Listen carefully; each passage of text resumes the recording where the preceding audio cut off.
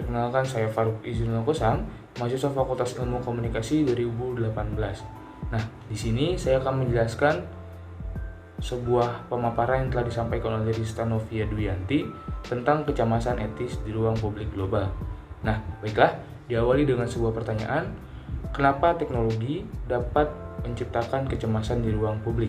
Jawabannya adalah karena teknologi dapat menghubungkan satu individu dengan individu yang lain, sehingga seluruh manusia di muka bumi ini dapat saling terhubung serta mengetahui apa yang terjadi di dunia luar.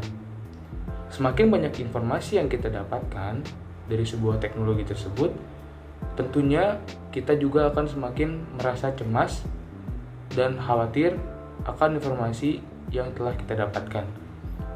Nah, kecemasan ini diawali dengan berkembangnya teknologi di masyarakat.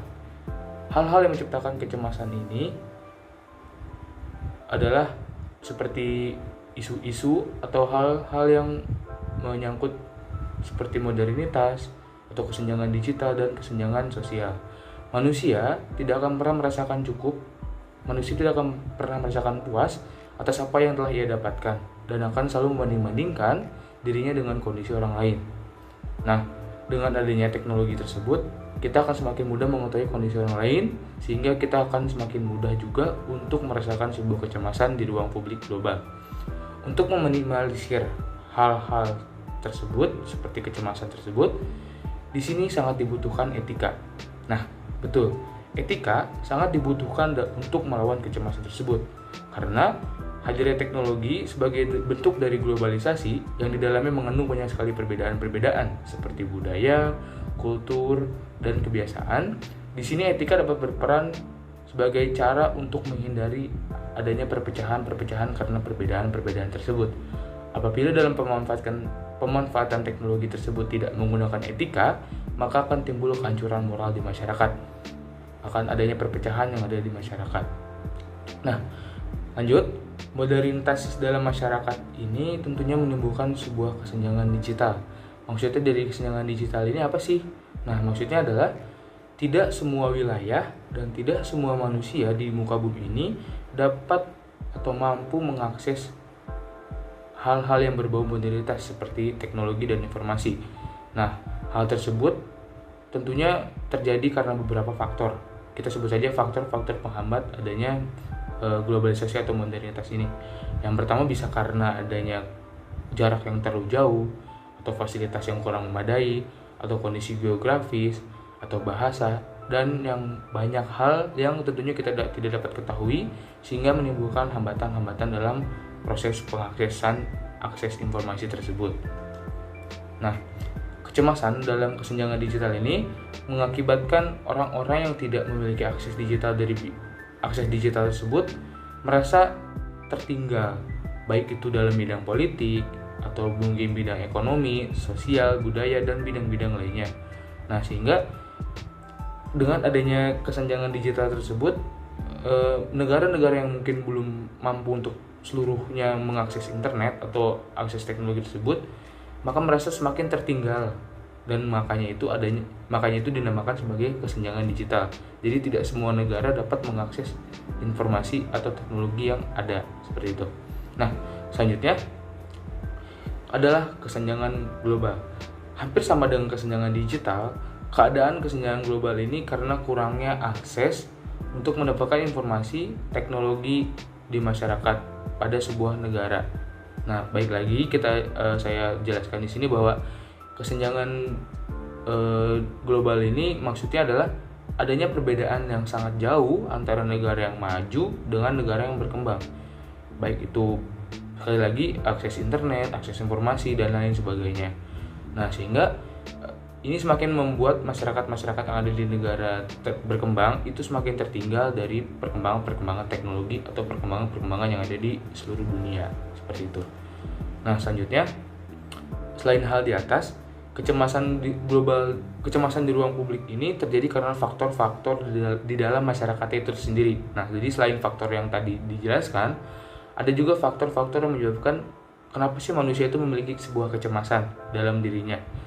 Yang pertama adalah kurangnya masyarakat untuk memahami sebuah berita.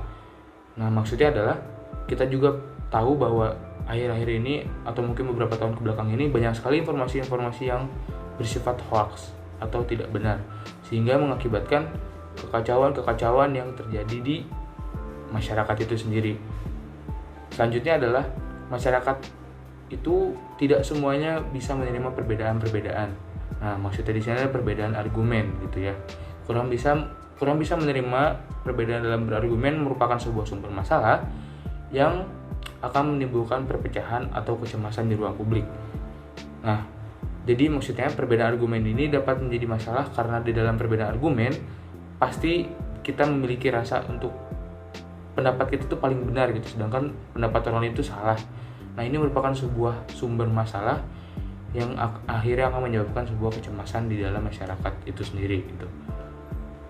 Seperti yang dijelaskan tadi di atas, bahwasanya persebaran hoax dan mudahnya terprovokasi hoax ini diakibatkan karena kurangnya daya literasi dari masyarakat, sehingga banyak sekali masyarakat yang menelan mentah-mentah informasi-informasi yang beredar yang mengakibatkan banyak sekali kekacauan yang ada di lingkungannya gitulah.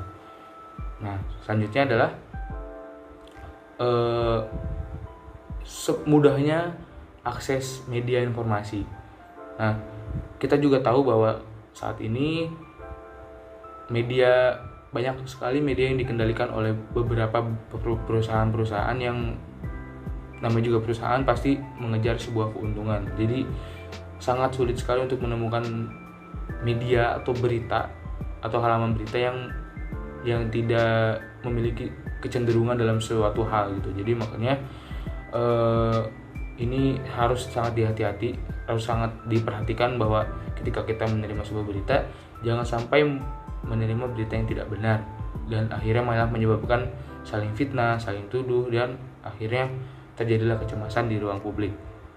Selanjutnya dan terakhir, di negara berkembang tidak semua orang dapat mengakses berita, sehingga harus adanya pemahaman yang lebih dipahamkan lagi dari pemerintah kepada masyarakatnya supaya tidak terlalu tertinggal dari perkembangan teknologi atau perkembangan informasi yang ada di dunia. Dan sekali lagi, untuk menghindari sebuah kecemasan yang ada di ruang publik, ada beberapa hal yang harus kita perhatikan.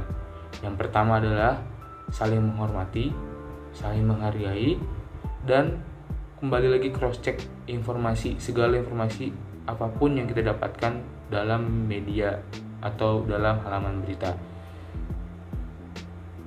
Nah, di sini saya akan menjelaskan satu contoh dari kesenjangan digital atau kesenjangan